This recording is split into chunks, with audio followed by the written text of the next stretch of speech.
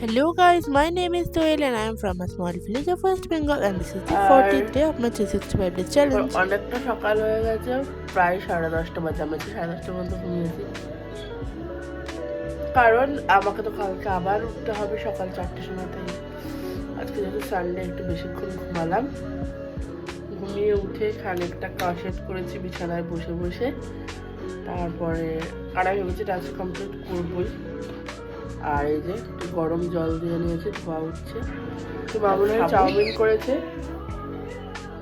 সেটা খাবো। আর কাজ আছে একটুখানি, হয়তো ইয়ার্ন কিনতে যাব আর শ্যাম্পু করব। তো তোমাদের বললাম মা চাউমিন করেছে, চাউমিন দিয়ে নিয়েছে আর একটু ভাত ভাজা, ভাতটাকে একটু ফ্রাই করে দিয়েছে।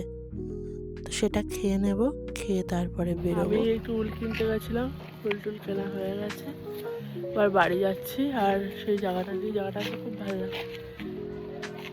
আর এখানে বিট্টু কোথাও একটা গেছিলো, তো ওর সাথে দেখা হয়ে গেছিলো।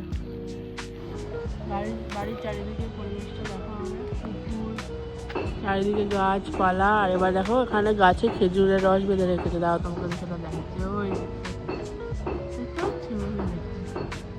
তারপরে বাড়ি এসে একটু মা দুধকুলি করেছিল, সেটাই খাচ্ছিলাম। কালকেই তোমাদের দেখিয়েছি মা দুধকুলি বানাচ্ছিল, তো সেটা এসে একটু খেলাম, কারণ কালকে খাওয়া হয়নি।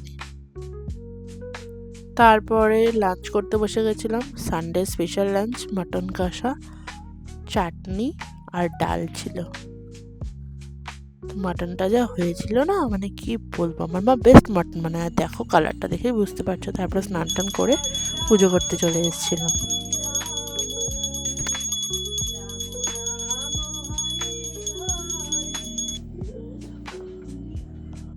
আর এইটা হলো আমাদের ছোট্ট গপু সোনা।